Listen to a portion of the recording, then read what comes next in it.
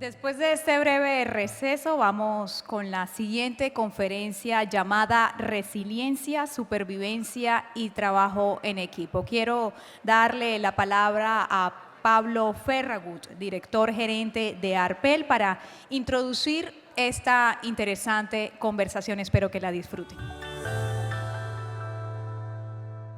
Conferencia Resiliencia, Supervivencia y Trabajo en Equipo. Eduardo Strauch, sobreviviente de los Andes, la Sociedad de la Nieve.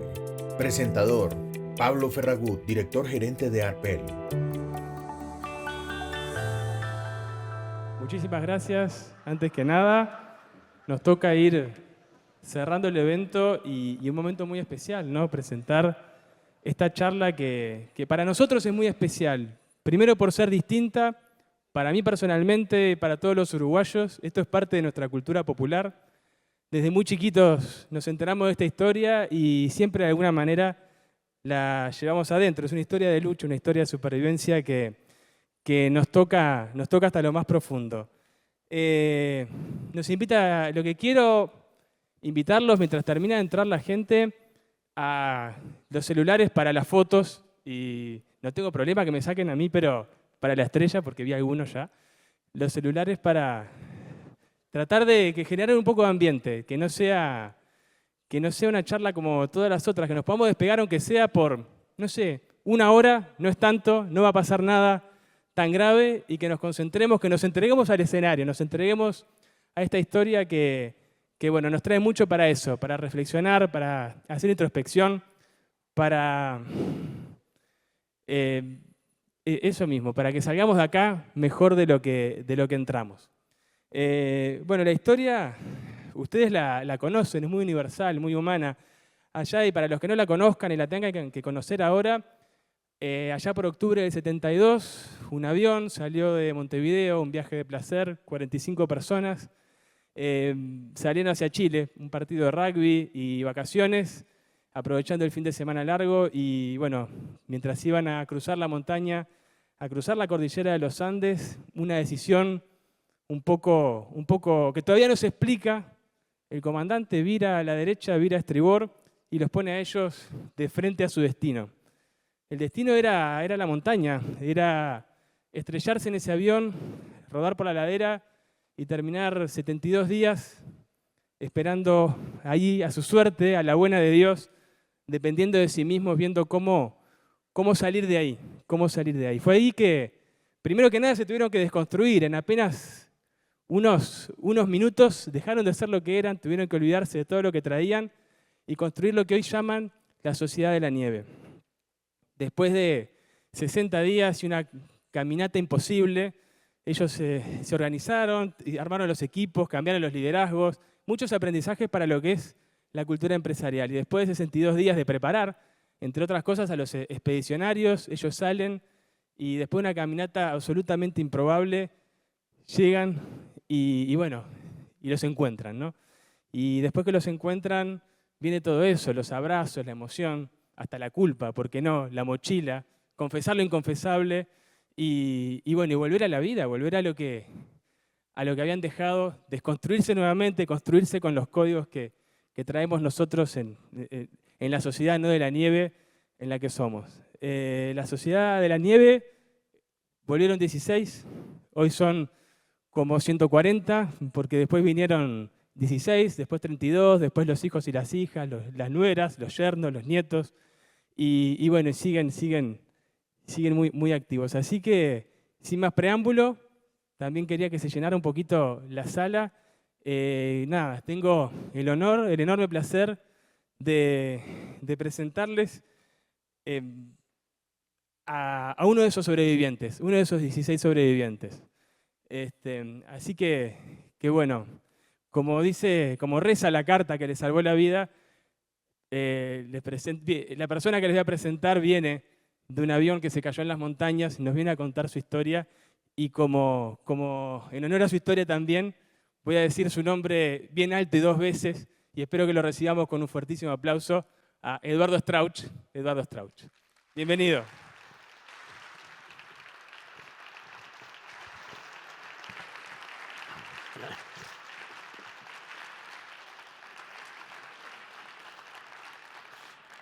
Hola, un gusto estar aquí hoy con ustedes.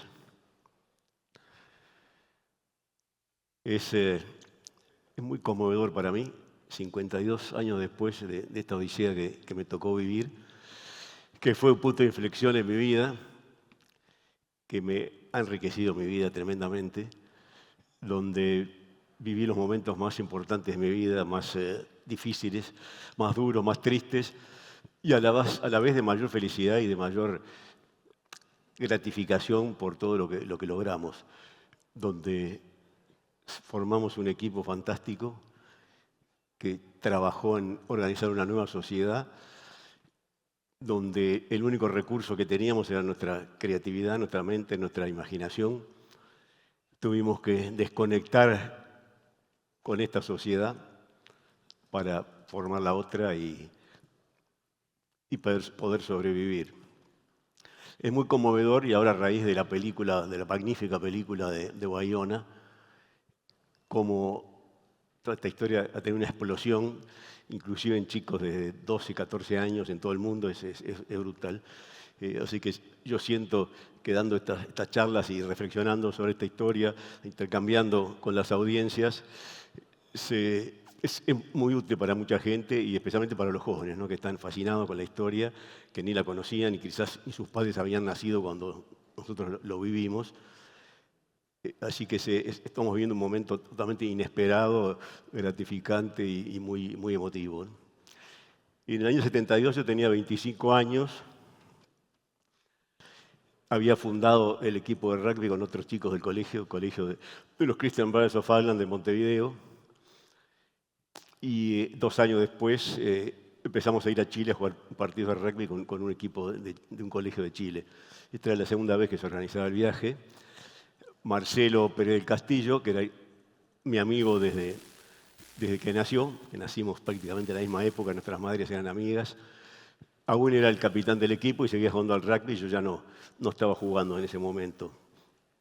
Mi propósito en realidad era ir a esquiar a las estaciones de esquí cerca de Santiago, porque me fascinó siempre la montaña y la nieve, y aún hoy me sigue gustando y fascinando, ¿no? A pesar de todo. O sea que trabajé mucho con Marcelo, un par de semanas para llenar un avión militar que habíamos rentado para que saliera lo más barato posible, tener todas las plazas completas. Y era un fin de semana largo, el 12 de octubre, que era un jueves, preparamos para salir. Llegamos al aeropuerto muy temprano, subimos ese avión militar arrendado al ejército uruguayo para cruzar la cordillera y llegar a Santiago de Chile. Por problemas de mal tiempo tuvimos que hacer una escala en Mendoza. Pasamos la noche, en la mañana siguiente, el 13 de octubre, seguimos viaje hacia Santiago de Chile. Fue un vuelo hacia el sur para pasar por el Paso Planchón, que es la zona más baja de los Andes, y luego virar al norte hacia Santiago. Yo me acuerdo que la cordillera estaba muy nevada, había sido un invierno con mucha nieve, cosa que a mí me encantó porque, bueno, mi propósito era ir a esquiar justamente. Estaba recostado en la ventanilla del avión, mirando la cordillera, una cosa magnífica, ¿no? Naturaleza conmovedora. El avión fue hacia el sur, viró hacia el oeste para cruzar la cordillera y nunca sabremos por qué. Por la mitad de la travesía, en la parte más alta de los Andes, el piloto viró y empezó a descender. Yo estaba en la ventana y empecé a ver los picos, me acuerdo como si fuera hoy, cada vez más cerca. Me empecé a poner muy nervioso, el avión empezó a sacudirse. Y mi amor justamente a la montaña había nacido de mucho antes, desde chico, porque mi padre importaba relojes suizos a Uruguay, entonces nos llegaban siempre estos almanaques con figuras fascinantes de las montañas, y tenía una atracción especial por la montaña, ¿no? Que la sigo teniendo. Empezó el avión a sacudirse, yo realmente me puse muy nervioso enseguida porque estaba mirando por la ventanilla, vi los picos que se acercaban, cada vez más pozos de aire, empezó a crujir el fuselaje, los motores, se sentía a máxima potencia, cambió el sonido. y en un momento hizo impacto un ala contra uno de los picos. El avión se partió en dos. Me acuerdo como si fuera hoy, esas cosas son imposibles de olvidarse, que te quedan en las neuronas. El olor a querosén que entró inmediatamente, el aire helado, la nevisca. Y bueno, pensé, por supuesto, que era el final, ¿no? Era muy consciente que estábamos volando arriba de la cordillera de los Andes, el avión se partió en dos, después en posición fetal, esperando el final. El impacto, el ruido es inolvidable, pero en vez de que todo terminara ahí, inclusive mi vida, que era lo que estaba esperando, el avión se siguió deslizando sobre la nieve, un colchón de nieve muy espeso, que fue lo que nos salvó, y se posó sobre un glaciar, que nunca supimos que era un glaciar, por cierto, a 3.700 metros de altura, en la mitad de los Andes, exactamente en la mitad, la frontera argentino-chilena. Es asombroso cómo nos adaptamos rápidamente los seres humanos a situaciones tan distintas y tan difíciles. Nosotros vivíamos en Montevideo, una ciudad muy agradable, tranquila, un lindo colegio, rodeado de canchas de rugby. Teníamos nuestras familias que nos daban cariño, una vida relativamente no fácil y agradable. Y de un minuto para otro nos encontramos en la mitad de la cordillera, heridos, entre gemidos, gritos. Me acuerdo que cuando abrí los ojos, pensando que era una pesadilla, que estaba en mi cama, y lo primero que vi muy cerca de mi cabeza, en el asiento de adelante, estaba la madre de Nando y la hermana. La madre estaba muerta, ya sé que yo vi la cara de la señora muerta, y ahí me di cuenta que no era ningún sueño, que era realidad. Inmediatamente tuvimos la necesidad de que apareciera un líder que empezara a ordenar ese caos de heridos, de moribundos, de muertos. Y Marcelo, que era el capitán del equipo en ese momento, éramos de los mayores, teníamos 25 años, éramos 4 o 5 con 25 años, y el resto eran todos chicos de 19. Inmediatamente se transformó en el líder, todos lo conocían, lo respetaban porque era el capitán del equipo, cosa que fue fundamental, sobre todo en esos primeros momentos caóticos y tan difíciles. Estiman que había 30 grados bajo cero esas noches en ese punto de la cordillera. Es una de las cosas inexplicables cómo pudimos sobrevivir al frío. Estamos todos vestidos con ropa como ahora, una camisa, un pantalón, porque íbamos a la primavera de Santiago. Y soportamos ese frío brutal a esa altura de la montaña. Yo me acuerdo que abrimos algunas valijas, yo encontré otro pantalón, me puse un jean arriba del pantalón mío y un suéter y una camperita de jean, que no era mía tampoco, y así estuve los 72 días, ¿no? Vestido como para la primavera a 4.000 metros de altura y 30 grados bajo cero. Inmediatamente empezamos a sentir terrible sed. A esa altura se necesita mucho más líquido, así que la sed se acentúa, pero pensamos, estamos rodeados de nieve, ese problema no lo vamos a tener. Empezamos a agarrar nieve y a tratar de derretirla, se nos entumecía la lengua, las amígdalas, la garganta se cerraba, las manos nos quedaban duras, y además estaba impregnada de querosén, así que fue imposible poder hacer agua en esas primeras horas de esa noche atroz. Una noche interminable, por supuesto no dormimos, apenas dormitamos. Y aquí está el valle.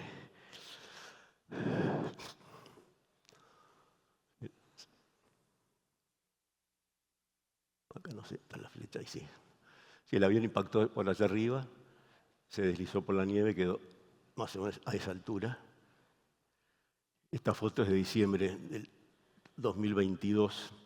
Yo he vuelto 20 veces a la cordillera, después les contaré por qué. Voy a volver en enero próximo, estuve en diciembre pasado, y aquí había ido con un grupo de mexicanos. Lamentablemente, por un lado, ya este lugar es un lugar de peregrinación, así que cuando vamos hay decenas y decenas de personas. El año pasado ya fueron 2.000 personas hasta allí, y este año con el tema de la película van a ser muchos más seguramente. Pero cuando yo llego, la gente baja, ahí está la cruz, una cruz de hierro que hace 50 años que está allí, donde están los restos humanos que quedaron. Y la gente me deja solo un rato y bueno, ahí estoy en esos momentos que son muy, muy especiales, en ese lugar que es muy especial, por cierto, para mí.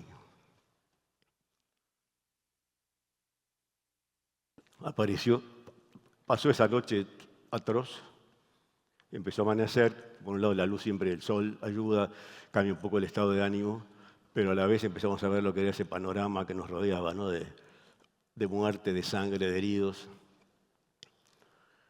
Hernando Parrado justamente había pensado que estaba muerto y lo corrimos hacia el borde, hacia afuera. Quedó con la cabeza apoyada en la nieve toda la noche, que fue lo que lo salvó, porque había tenido un gran golpe en la cabeza, hubiera tenido una hematoma, se hubiera muerto si no hubiera sido por el frío en la cabeza. Y después Hernando se mandó, junto con Roberto, la hazaña de cruzarse los Andes con zapatos de rugby y en jean. Por supuesto, estamos siempre seguros de que nos iban a ir a rescatar al día siguiente. Era un avión moderno, tenía buen equipo, así que estábamos esperando el rescate y pensábamos qué noche más horrible cuando le contemos a nuestras familias la noche que hemos pasado, qué cosa más inimaginable, más insoportable, más dura. Y por supuesto, nunca nos imaginamos que íbamos a estar 71 noches más allí, ¿no? Eso sí hubiera sido imposible de que nuestras mentes lo aceptaran y nos hubiéramos enloquecido probablemente. Así que empezó la espera del rescate que no aparecía, mirando siempre para los picos. Marcelo estaba muy optimista, sí, nos van a venir a rescatar. Y pasó un día y pasaron 2. El único alimento que había en el avión eran unas galletitas y chocolates que se habían comprado para regalarle a amigos en Santiago, en Chile, y algunas botellas de vino, de licores también para regalar. Y fue lo que fuimos comiendo. Marcelo organizó todo, juntó todos los alimentos en una valija y repartía una ración que era un pedacito de chocolate, una tapita de desodorante, de vino, de licor. Y al principio había unas 2 o 3 latas de mariscos que repartíamos un mejillón para cada uno y comíamos pasta de diente de postre mientras hubo también. Así que ese era el menú y las porciones mínimas con los cuales fuimos tirando los primeros días. Nos fuimos sintiendo muy débiles, obviamente. A Adolfo, mi primo, se le ocurrió doblar unas chapas de aluminio para meter la nieve ahí, que se fuera derritiendo y haciendo agua, que fue el mayor sufrimiento físico, sin duda, fue la sed, desesperante, la sed de los primeros días y, bueno, muchos días, ¿no? Porque era muy difícil hacer agua, teníamos mucha necesidad de líquido, así fue realmente angustiante la sensación de sed. Muchas veces me han preguntado, qué horrible el frío, qué horrible el hambre, sí, es horrible, pero ni comparación en lo que es la sed, ¿no? Morirse de hambre y de frío debe ser bastante fácil y muchas veces tuvimos ganas de entregarnos, ¿no? En todo ese periplo, que lo más fácil era dejarse morir, pero la sed es realmente desesperante. Siguieron pasando los días, se hicieron algunas expediciones a ver si se encontraban más valijas. Muchos de los chicos que iban en la cola, en la parte de atrás del avión, mejor dicho, yo iba de la mitad un poquito para atrás y ya una fila tras mía fue donde se partió el avión y volaron todos los que estaban atrás, incluido uno de mis primos, que éramos 4 primos hermanos. Daniel Urioste voló en ese momento y murió y quedó en la nieve. Así que esos primeros días íbamos a buscar a ver si había alguno vivo todavía, o si encontrábamos los cuerpos, si encontrábamos alimentos, si encontrábamos abrigo. Pues no teníamos ni abrigo, ni agua, ni comida, ni nada, ni sabíamos dónde estábamos.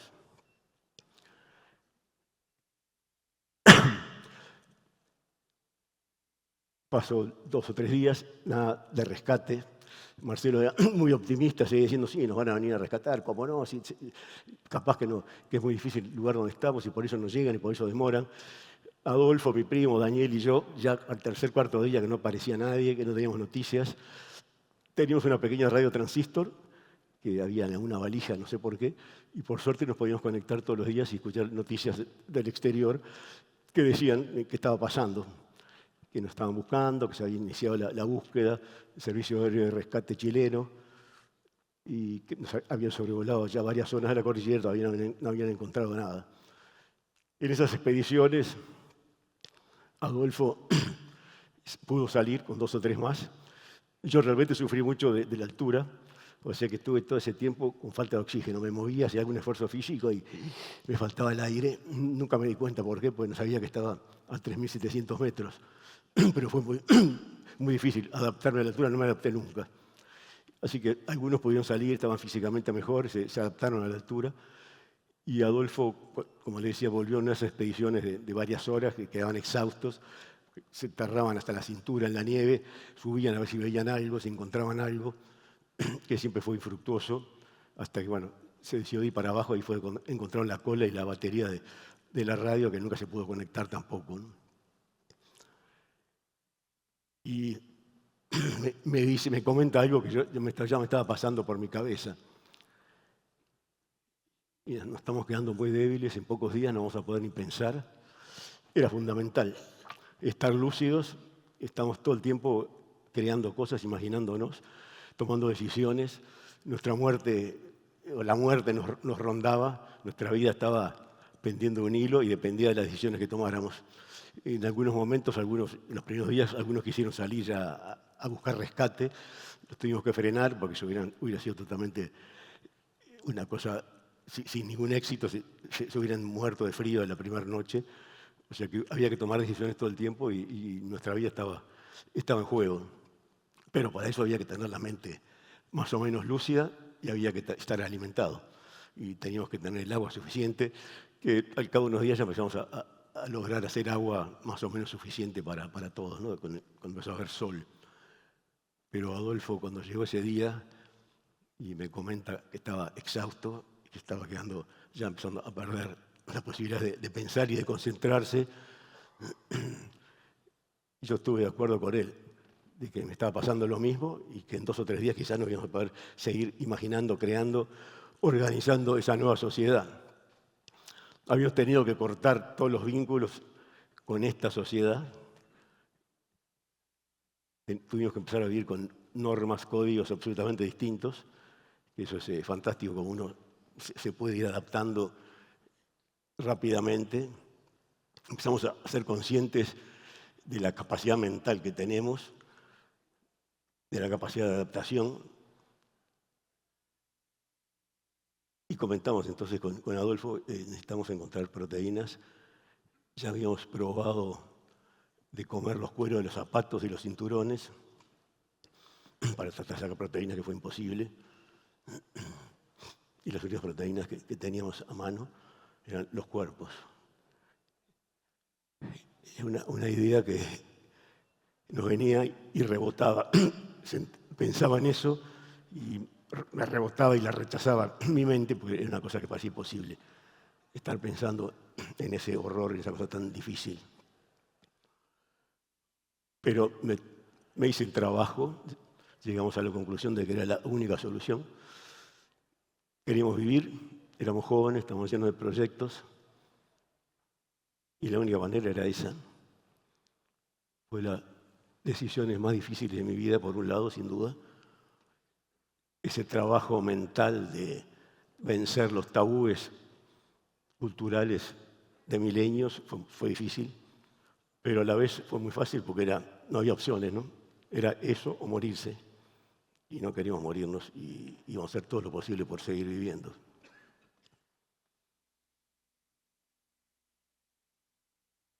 Muchos de los chicos, cuando empezamos a comentar esa idea, decían, estamos locos de ninguna manera. Marcelo se negaba a aceptarlo, lo van a venir a rescatar, es imposible estar pensando en eso, es una locura. Al día siguiente, todos apretujados en ese pequeño espacio que nos había quedado en el fuselaje, habíamos hecho una gran manta con los forros de los asientos, que nos tapábamos todos, que eso fue lo que nos salvó del frío, ¿no? Todos apretujados unos con otros y la manta que mantenía el calor humano, cambiando ideas de que era la única posibilidad de vivir era esa.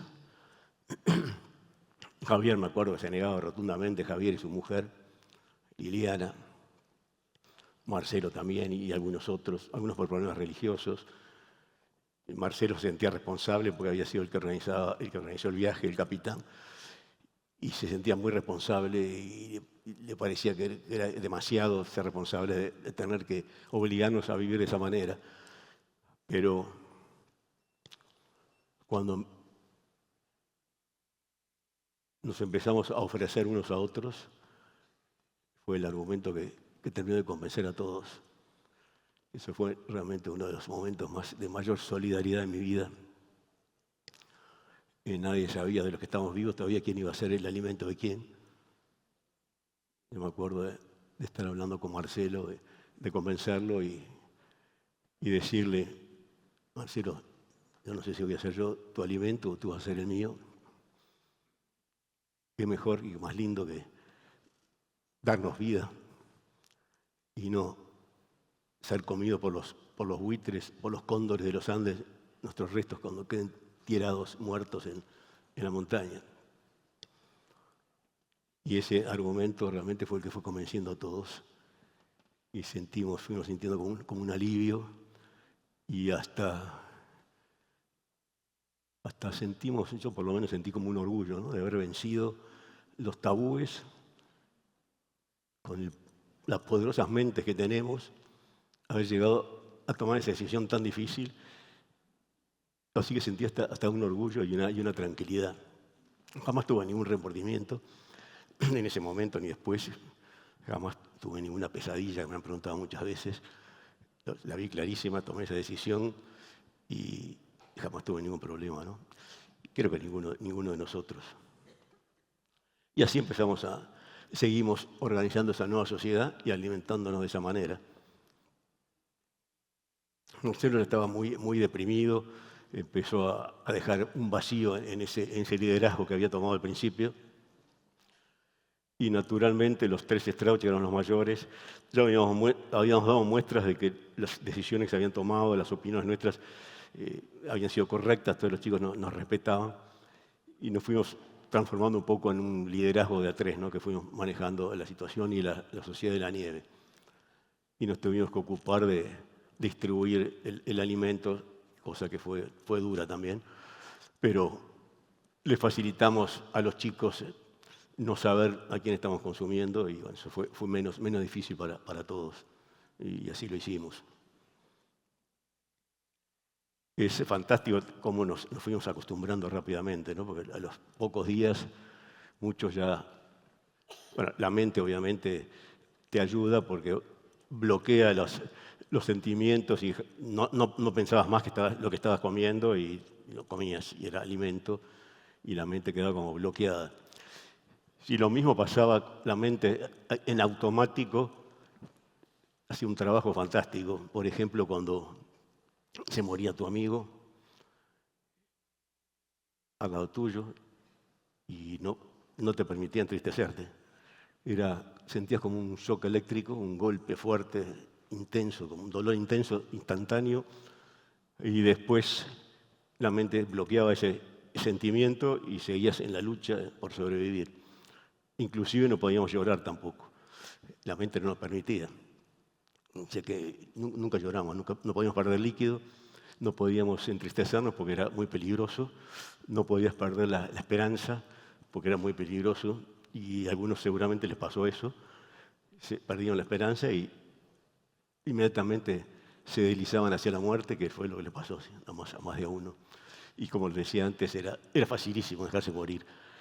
Llegó un momento que era tan dura la lucha, tan brutal, que la más fácil era dejarse morir, sin la menor duda. Y todos tuvimos ganas en algún momento, pero el equipo te daba fuerzas y te apoyaba y vamos a salir y lo vamos a lograr solos y vamos adelante.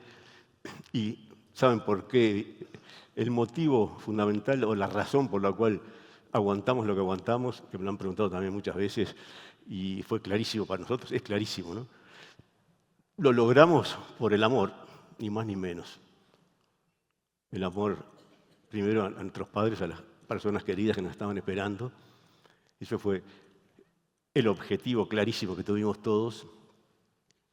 Se fueron corriendo los velos de cosas que nos parecían importantes antes, que fueron desapareciendo, y fuimos viendo clarito que lo importante era el amor, las personas, la familia, El amor entre nosotros, por supuesto, que nos ayudó mucho. Éramos una especie de órgano donde todos trabajaban para uno y sin pensar en uno mismo, sino para el equipo y para el grupo. El amor a la naturaleza me ayudó mucho a mí también, el amor a la montaña, pero sin duda que fue el amor lo que nos salvó. Es una de las cosas que las vi tan claras y que le doy mucha más importancia ahora que antes, ¿no? Al amor, dedicarle tiempo y amor a las personas que querés. Creo que es importantísimo en la vida, sin la menor duda, ¿no? Fueron pasando los días, fuimos adaptando, hicieron expediciones a la cola, se encontró algo más de abrigo, la batería de la radio que jamás se pudo conectar porque eran miles de cablecitos imposibles de conectar. Y el 29 de octubre había sido un día muy tormentoso, muchos sonidos raros que desconocíamos. No teníamos idea de montañas, ¿no? En Uruguay no existen las montañas y no teníamos ni idea de los riesgos de la montaña ni de los sonidos de la montaña. Sentíamos temblores, sentíamos probablemente eran avalanchas del otro lado de la montaña. Había un volcán Tinguiririca también que estaba cerca y que estaba semiactivo en ese momento. Y estábamos muy tensos, había nevado todo el día, viento. Nos aterrorizaba cuando empezaba el mal clima, nos metíamos todos adentro del fuselaje, apretados. Nos rodaban rocas y nos caían en el fuselaje y pegaban en las chapas. Y estamos tratando de dormitar esa noche del 29 de octubre, que en realidad nunca dormíamos de corrido, por supuesto. Era dormitar un ratito y te despertabas y te das cuenta de dónde estabas y otra vez te dormías. Las noches eran eternas. A mí me ayudó mucho en esas noches varias cosas. Una de ellas fue el cartel de Exit, cartel verdoso, con las letras verdosas, como ese que está ahí, que lo miraba todas las noches, era la lucecita que me acompañaba y me concentraba y vamos a salir, Exit, la salida, vamos a tener éxito, horas y horas mirando ese cartel luminoso, que después cuando salimos lo arranqué y me lo llevé para casa. Otra cosa que fue una gran compañía, que después lo detesté y hasta el día de hoy lo odio, que es el cigarrillo, porque Javier y Panchito Val, las familias eran dueñas de una fábrica de cigarrillos y llevaban decenas y decenas de paquetes para regalarle a amigos en Chile que estaba desabastecida.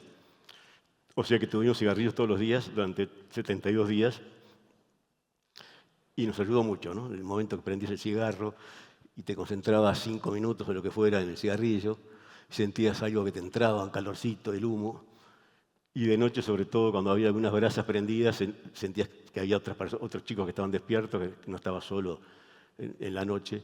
Así que el cigarro realmente nos ayudó mucho. Y en esas noches eternas, al principio rezamos el rosario, que fue muy, muy útil para mí, por lo menos desde el punto de vista, yo sentía como un mantra, ¿no? Que era, rezamos todos juntos y el ritmo de la oración, que es un mantra, y eso me ayudaba, nos sentíamos muy unidos. A otros, otros le pedían a seres externos, a Dios, ayuda, etcétera, pero rezamos muchas horas, rezábamos y rezábamos. Y también lo que me ocupaba mi mente muchas de esas noches era tratar de mandarle un mensaje a mamá, pensando siempre que las mujeres tienen más receptividad, son más sensibles y más receptivas para muchas cosas. Y el viejo de familia alemán, estoy seguro que no hubiera recibido mi mensaje telepático, pero mamá sí, y lo recibió efectivamente, ¿no? Mamá y la madre de muchos de los que sobrevivimos, nos pasamos horas también, horas diciendo, mamá, estoy vivo, estoy vivo, estoy vivo, estoy vivo, mamá, estoy vivo, hasta el cansancio. Cuando había luna, miramos la luna y tratamos de que nuestros pensamientos reflejaran en la luna, seguro de que la vieja iba a estar mirando la luna, que le encanta la luna, entonces capaz que ayudaba a esa transmisión. Y efectivamente les llegó el mensaje, ¿no? Porque la mayoría de las madres de los que sobrevivimos estaban convencidas de que estábamos vivos. No había forma de que las convencieran de que era imposible. Papá ya me había dado por muerto y bueno, casi todo el mundo, obviamente. Era imposible que estuviéramos vivos. Pero las viejas estaban, ¿no? Que están vivos y que están vivos. Y pasaron semanas y meses y seguían sintiendo que estábamos vivos. Y les iban a dar el pésame y los sacaba pitando de casa. Eduardo está vivo, no me digas eso.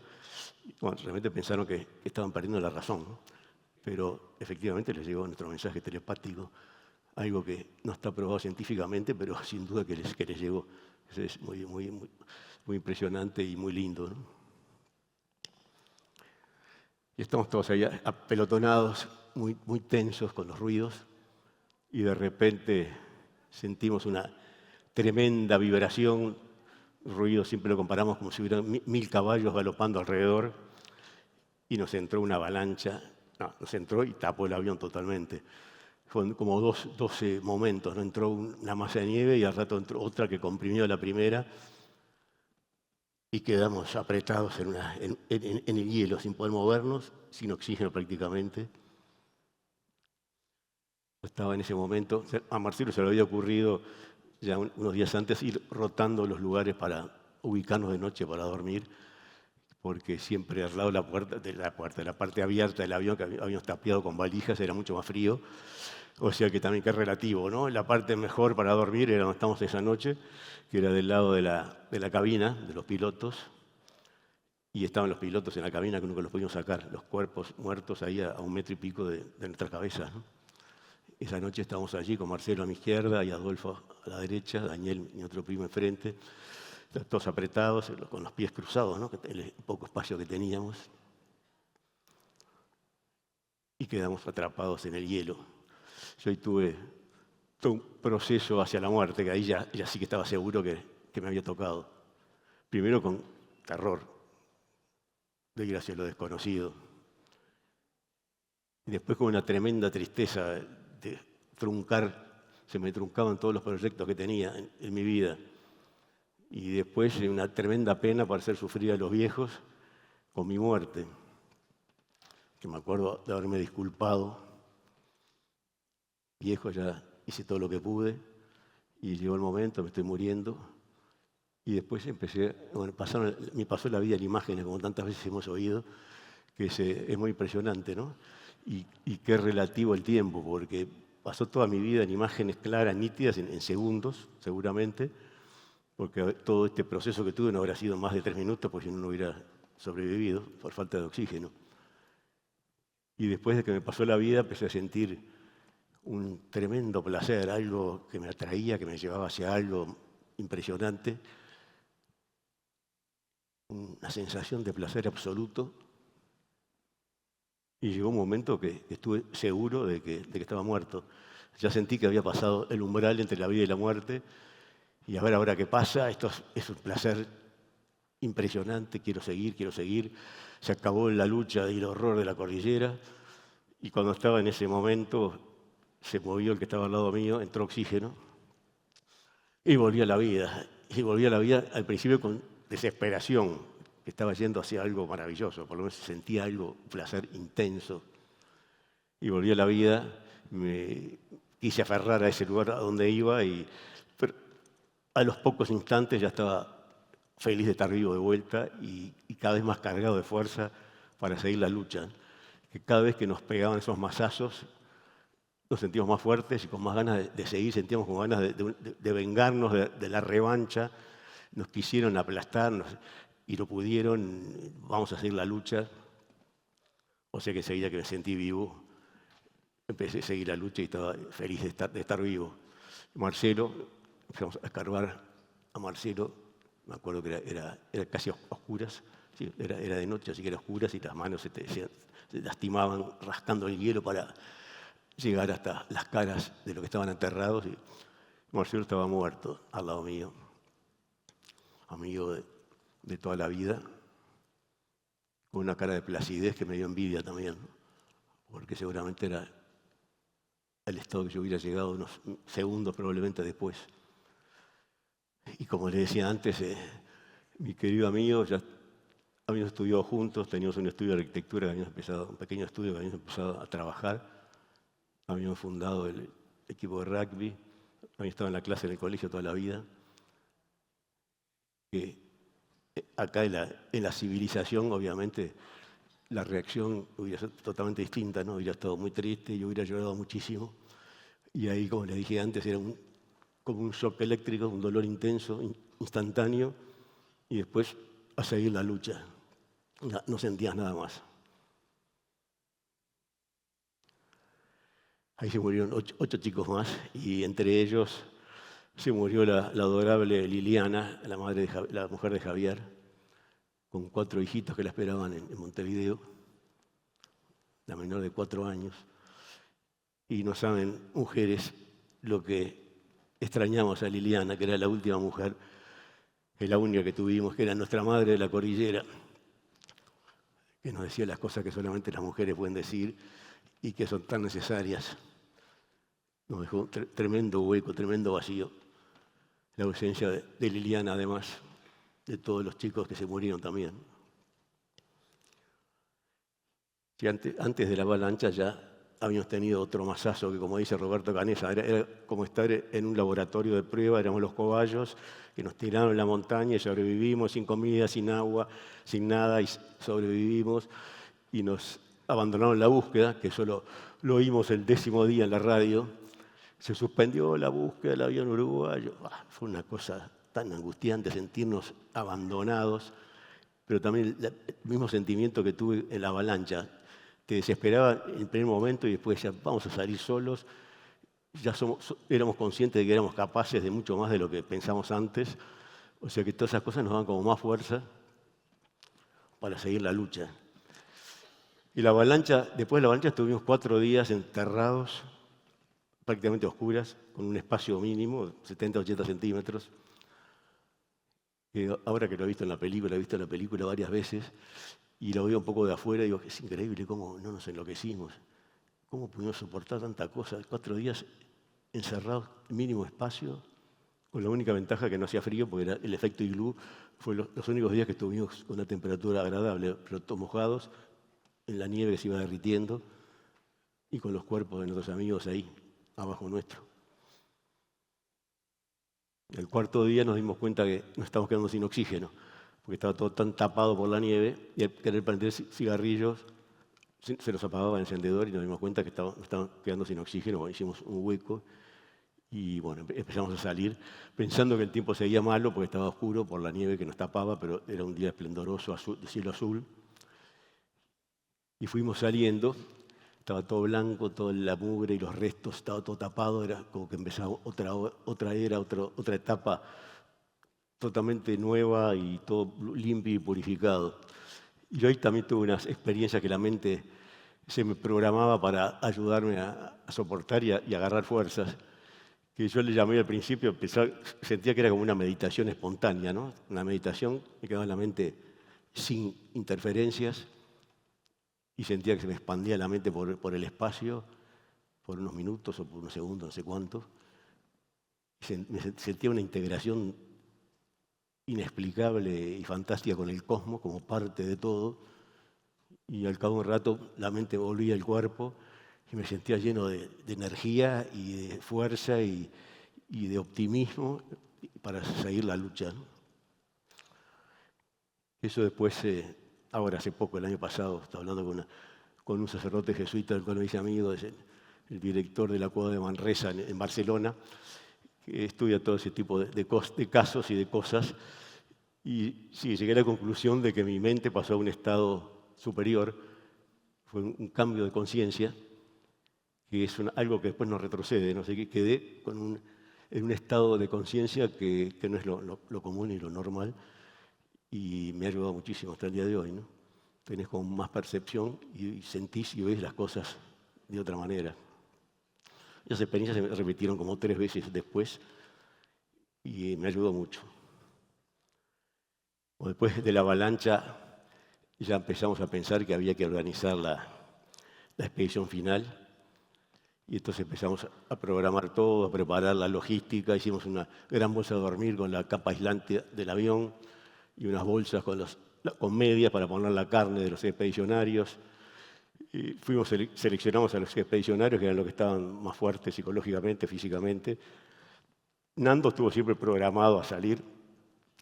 Cuando despertó de su coma, que estuvo como 3 días, y le contamos lo que había pasado, dijo, yo voy a salir de acá y voy a contarle al viejo lo que pasó. Y lo dijo con un convencimiento, que eso me ayudó mucho a mí siempre, porque estuve seguro que Nando iba a salir. Lo dijo totalmente convencido. Y ya en ese momento nos damos cuenta de lo que es el poder de la mente y enfocarse a algo para lograrlo y lograrlo. O sea que Nando era un candidato seguro y Roberto y Tintín, que estaban muy bien también, sí que fueron los tres que fueron los que seleccionamos entre todos, por supuesto, ellos estaban de acuerdo, obviamente.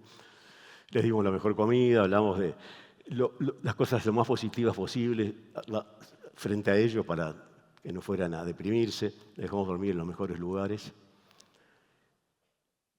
Y fueron pasando los días hasta que llegó el tiempo, estaba mucho mejor. Murieron 2 chicos más en esos últimos días antes de que salieran. Bueno, uno de ellos, que en la película se ve, que era Numa Turcati, el Vasco Echevarri. Entonces dije, bueno, hay que salir, si no vamos a seguir muriendo. Roy y Coche estaban al borde de morirse. Esta foto me encanta porque es un poco lo que 50 años después viví, mirando el cielo, mirando la luna y transmitiéndole a la vieja de que estaba vivo. 49 años después exactamente. O sea que el 22 de diciembre, el 12 de diciembre, se resolvió que salía la expedición. Aparte de que el tiempo estaba bueno, de que se seguían muriendo chicos y que iban a morir 2 más seguramente en pocos días, que eso fue lo que nos decidió tomar la decisión de que salieran, pero sobre todo estábamos acercándonos a Navidad y se nos hacía absolutamente intolerable imaginarnos Navidad ahí. Coche, me acuerdo que estaba muy jorobado y ya había resuelto, ¿no? Si yo si se acerca la Navidad, me voy a dejar morir porque yo acá en Navidad no voy a estar vivo. O sea que eso fue también lo que nos empujó a resolver que hay que salir y hay que salir. Y el 12 de diciembre de mañana fue la despedida, con dudas, con muchas esperanzas, era la última esperanza. Y una despedida muy, muy emotiva y ahí salieron los 3. Pensamos que en un día iban a pasar al otro lado de la cordillera, no teníamos ni idea de la altura, que son 1000 metros verticales, después supimos lo que tenían que trepar. Y que al día siguiente iba a aparecer el rescate, eso es más o menos lo que nos imaginábamos. Y nos imaginamos que del otro lado de la montaña estaban los verdes valles de Chile, como pensamos que estamos en Chile, porque el piloto la noche antes de morir se nos despistó, nos dijo que habíamos pasado Curicó, que era el pueblo, la ciudad chilena donde tenía que virar al norte. Pasó repitiendo toda la noche, pasamos Curicó, pasamos Curicó. Y acá justamente estos son los días previos a la salida, que el tiempo era muy bueno, y llegamos a disfrutar algunos momentos al sol. Me acuerdo que la gente me ha preguntado muchas veces también, ¿no se aburrían tantas horas sin hacer nada durante 72 días? Y jamás tuve la sensación de aburrimiento. Se ve que la mente también estaba lenta. Y acá nos pasamos horas y de repente hablamos 2 o 3 palabras con volumen bajo para no perder energía. Así que esos fueron uno de los momentos más o menos placenteros que vivimos en esa etapa. Daniel, mi primo, salía todos los días con la radio transistor a oír noticias. Nos conectamos 2 o 3 minutos con el mundo exterior. Y salieron estos 3 y demoraron 3 días en llegar a la cima, cosa que ya nos empezó a dar bastante miedo de que la cosa era mucho más difícil de lo que nos imaginábamos. Y al tercer día aparece Tintín, que se larga, aparece rapidísimo, se tiró en un almohadón. Y bueno, ¿qué pensamos? ¿Se murieron? ¿Se cayeron en una grieta? ¿Qué pasó a Tintín? Entonces ahí nos cuenta que después de esos 3 días que fueron durmiendo en una roca y después en otra y llegaron a la cima al tercer día, se asomaron para el otro lado y lo que vieron en vez de los verdes valles de Chile fueron kilómetros y kilómetros de montaña, de nieve, de rocas y nada más. Entonces resolvieron que bajara uno, que dejara más alimento, más abrigo, porque la travesía iba a ser mucho más larga de lo que habíamos pensado. Ahí ya nos puso muy nervioso eso, ¿no? Ya habíamos perdido 3 días. Y seguimos a la espera, con una tremenda incertidumbre.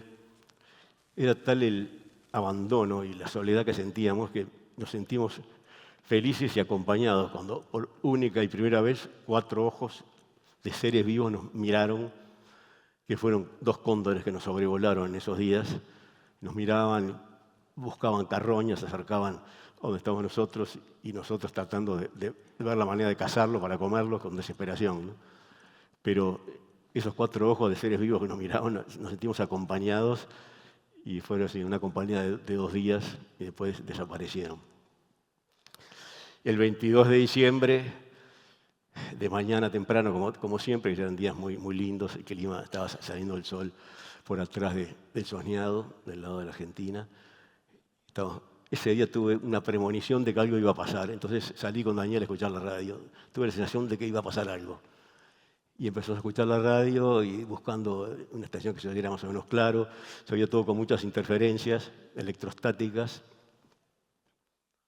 Y de repente, moviendo el dial en una, empieza a sonar una maravillosa música nítidamente, el Ave María de Bach Gounod, que para mí fue totalmente la señal de que había llegado. Daniel un poco más. La información de última hora. Acaba de finalizar la búsqueda de la... La escena de la radio, que fue momentos.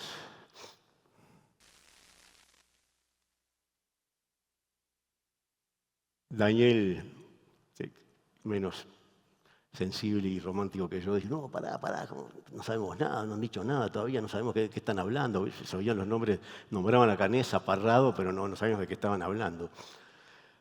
Hasta que, bueno, el Ave María ese para mí fue el aviso, el signo de que sí habían llegado, y ya le fui a avisar a los otros, y al ratito sí empezamos a escuchar la noticia completa. Sí, parecen ser 2 sobrevivientes del avión uruguayo. Uf, qué momentos más felices de nuestras vidas, por Dios.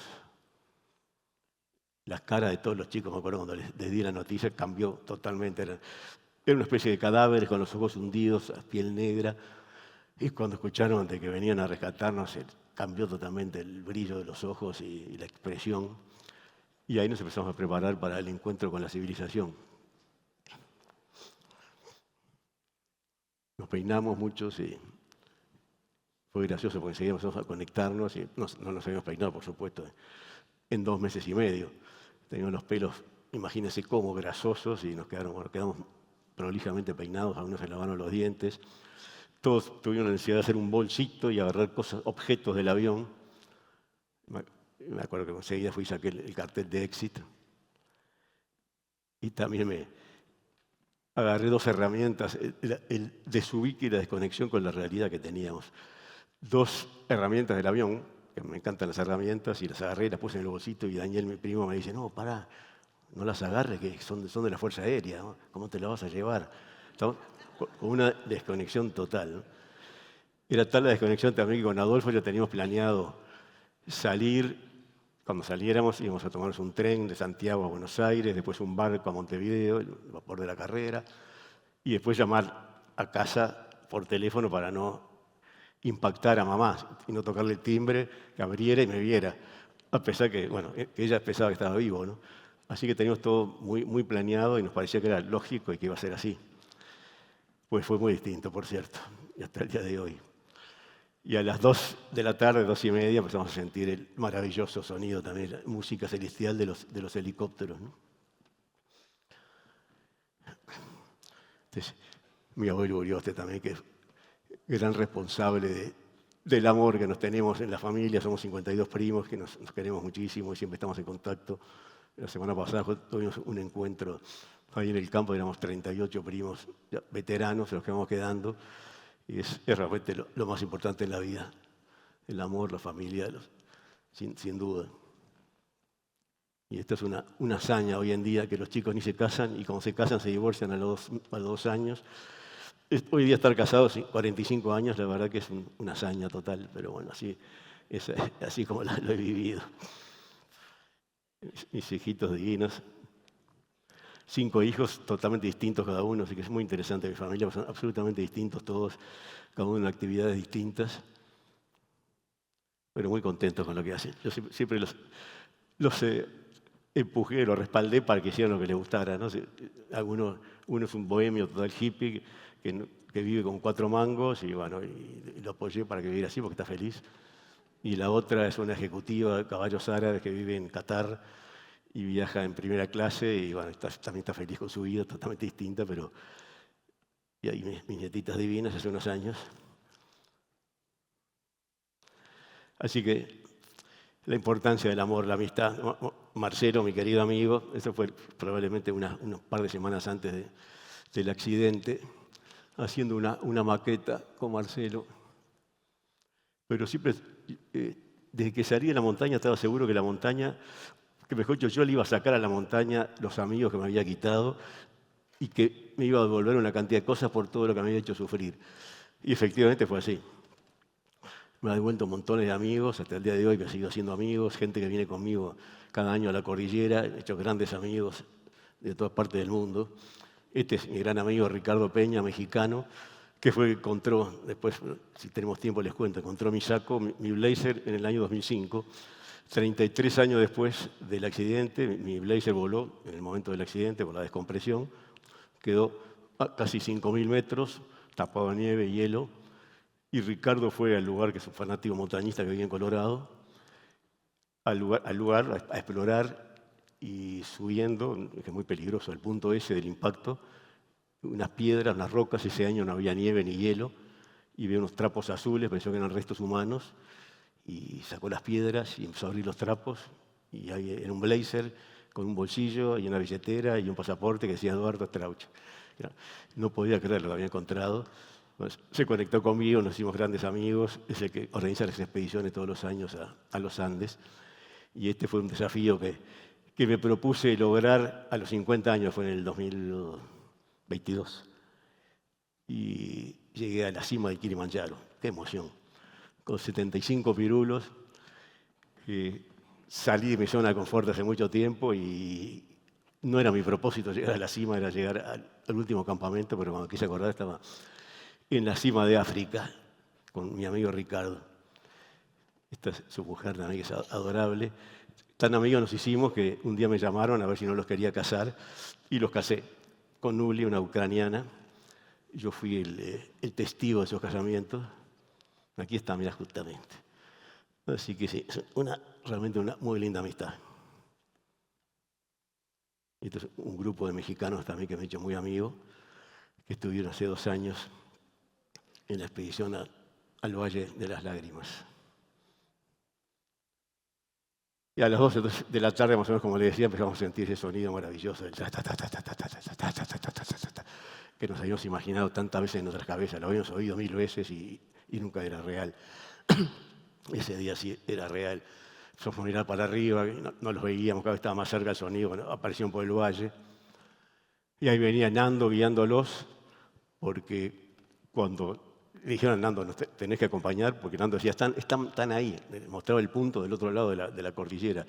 Y los rescatistas, los pilotos decían, ahí es imposible, ahí no pueden haber vivido 2 meses y medio, estás equivocado. Bueno, subinos y nos guías. Entonces al final subió con terror, con ninguna ganas de pobre Nando, y los guió.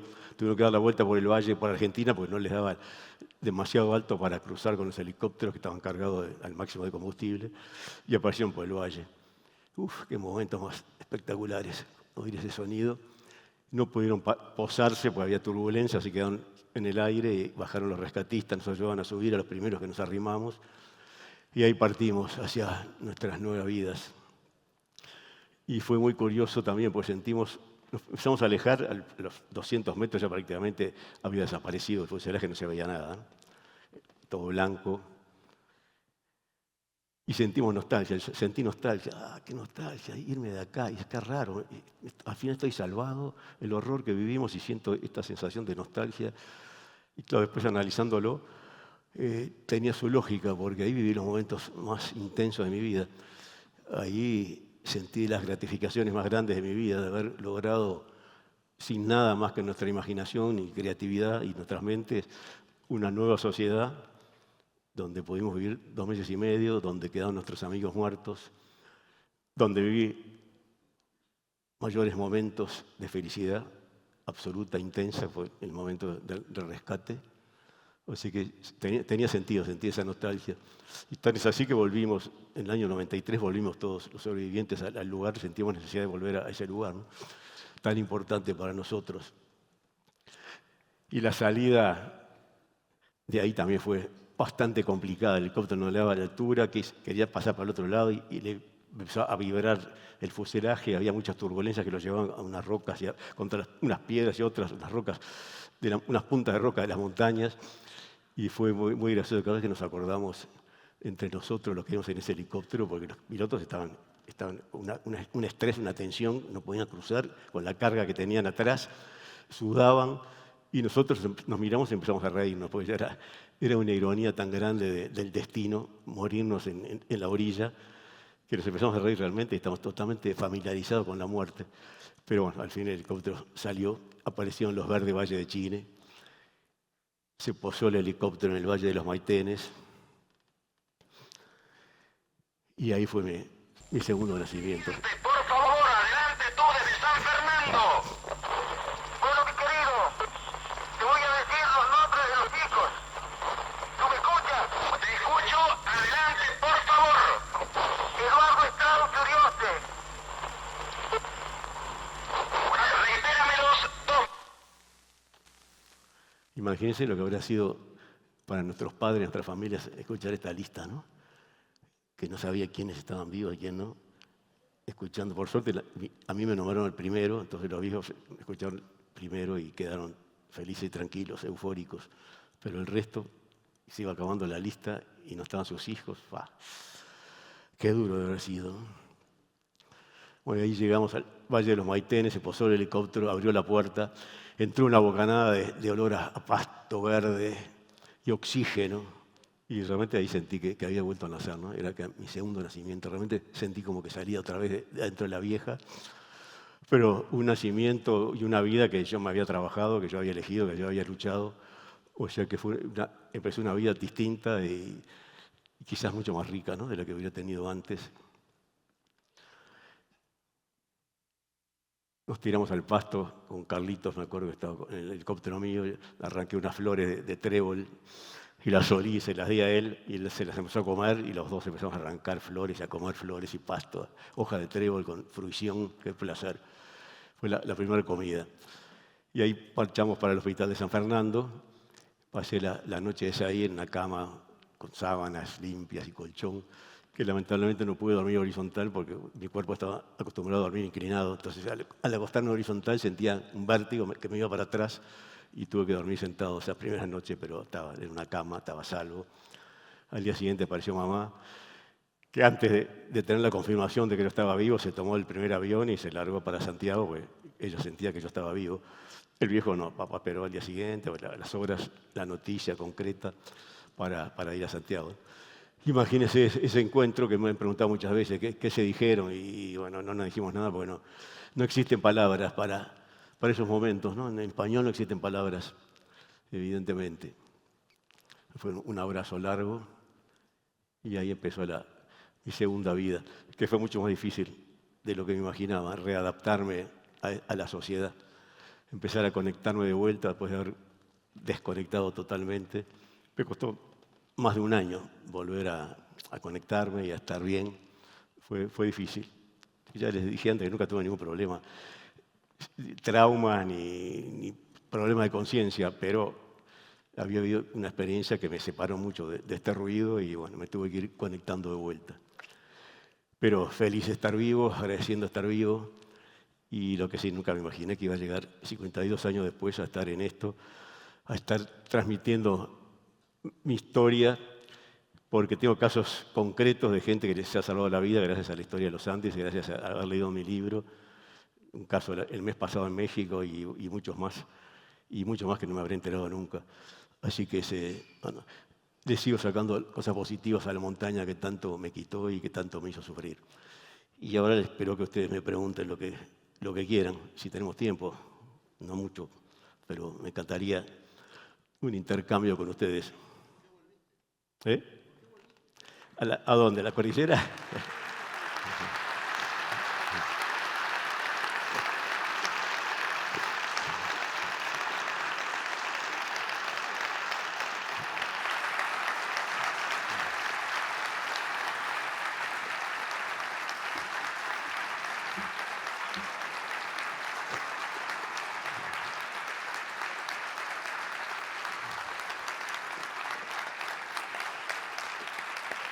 Ahora te contesto porque...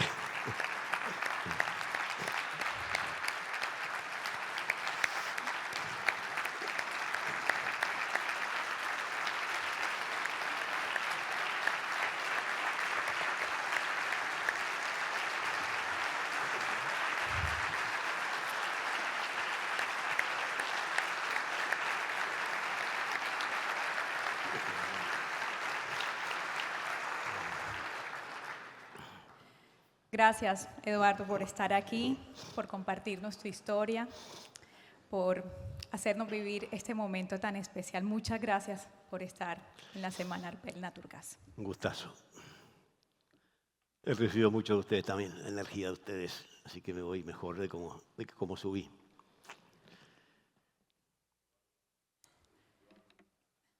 Ah.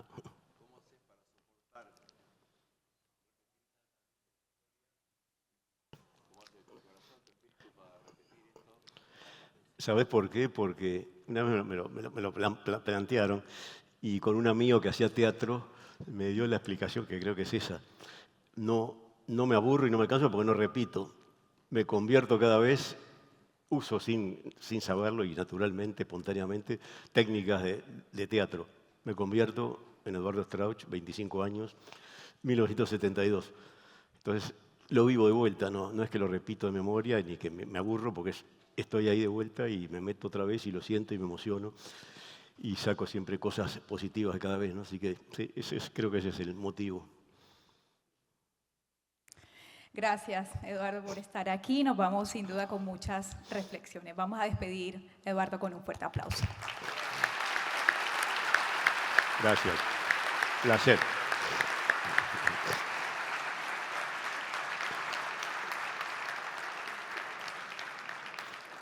Quedo con ganas de escucharlos a ustedes, pero será la próxima.